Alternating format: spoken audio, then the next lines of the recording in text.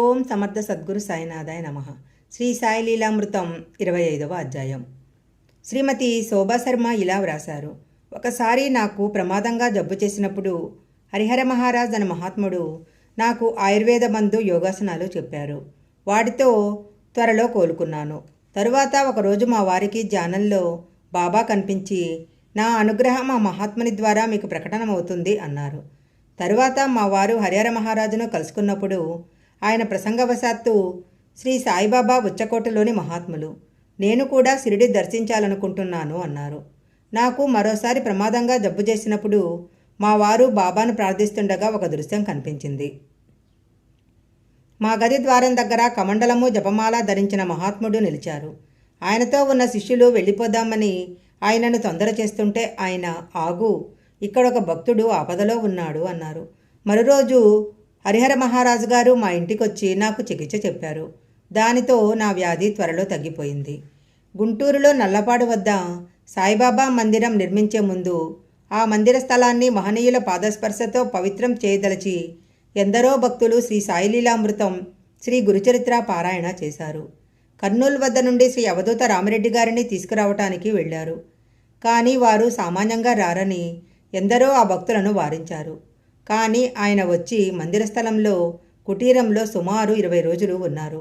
అలాగే 1986లో శంకుస్థాపనకు శ్రీ రామిరెడ్డి తాతగారు కన్యాకుమారి నుంచి అవధూత మాయి అమ్మ రావాలని భక్తులు 2 గ్రంథాలు పారాయణ చేశారు. ఆ సద్గురుని అనుగ్రహం వల్ల ఆ ఇద్దరు అవధూతలు అచ్చట 2 చోట్ల శంకుస్థాపన చేశారు. ఇద్దరు అవధూతలు ఒకే మహత్కార్యంలో కలవటము ఎంతో అరుదు. తరువాత నేను తాతగారిని, ఈ శాల ఎవరిది అని అడిగాను. ఆయన సంతోషంగా, మన నాయనది కదా, సాయిబాబాది కదా అన్నారు. ఎంతో కాలంగా నిరంతరము శ్రీ సాయి గురించి వ్రాయటము, చదవటము, చెప్పటము, ఇలా సాయిని స్మరించటం వల్ల కాబోలు మొదట రామిరెడ్డి తాత గుంటూరు వచ్చినప్పుడు ఒంగోలులో మన ఇంటికి వచ్చి కొద్ది గంటలుండి మాతో కలిసి గొలగమూడి వచ్చారు. వారిలో ఒకరు, తాత, దత్తస్వామి ఎక్కడున్నారు అంటే ఆయన, ఇప్పుడు మనం వచ్చిన ఇంట్లో ఉన్నారు అన్నారు. నా సేవతో దత్తస్వామి, శ్రీ సాయి సంప్రీతులై మన ఇంట్లో ఉన్నారని తెలిసి ఎంతో సంతోషించాను. అలాగే మాయి అమ్మను గుంటూరు తీసుకెళ్తూ ఆ వ్యాను మన ఇంటి ముందు ఆగింది.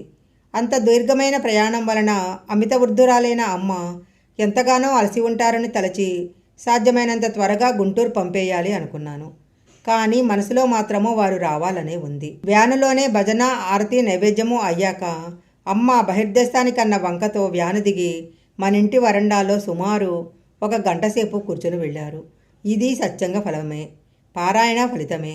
గుంటూరు వెళ్లే దారిలో అమ్మ అనేకసార్లు సాయిబాబా అని స్పష్టంగా అన్నారట. తిరుగు ప్రయాణంలో శ్రీ సీతారామ గారు తెచ్చిన సాయి వస్త్రము, దానిని అమ్మ పాద స్పర్శ కోరి అమ్మ పాదాలపై ఉంచారు. కానీ వీడ్కోలు సమయంలో అమ్మ ఎంతో ఆత్రంగా దానిని లొంగజుట్టి తమ ఒడిలో ఉంచుకొని తిరిగి ఇవ్వక తమతో పాటు తీసుకుపోయారు. దత్తావతారమైన సాయి వస్త్రం అంటే ఆమెకు కూడా అంత ప్రీతి కాబోలు. గుంటూరులో కూడా ఒక రాత్రి అమ్మ ఎక్కడా విశ్రమించటానికి అంగీకరించక శ్రద్ధగా చరిత్ర పారాయణ చేసుకునే ఒక భక్తుడింట తమకు తామే రాత్రంతా విశ్రమించారు. ఇది పారాయణ సత్సంగాల మహిమ. వి బాబా ప్రసాదు ఇలా వ్రాస్తున్నాడు. శ్రీ సాయి లీలామృతము 20 సార్లు పారాయణ చేశాను. బాబా 2-3 సార్లు స్వప్న దర్శనం ఇచ్చి మా సమస్యలు ఎన్నో తీర్చారు. నేను ఈ మధ్య కంచి కామకోటి పీఠాధిపతుల దర్శనానికి వెళ్ళాను. ఆ రోజు వారిని దూరం నుంచి కూడా చూడలేము అనిపించేంత జనం వచ్చారు. నేను కొద్దిసార్లు సాయినామం స్మరించగానే స్వామి లేచి మేమున్న చోటికి వచ్చి ఆశీర్వదించి వెంటనే వెళ్ళి యథాస్థానంలో కూర్చున్నారు. చిరంజీవి కెవి రంగారావు ఇలా వ్రాశారు. ఒక ఆదివారము శ్రీ అవధూత రామిరెడ్డి గారి దర్శనానికి వెళ్ళాను. వారు ఇంటి వద్ద లేరు. 10 రోజులుగా భక్తులకు వారి దర్శనం లభించలేదట.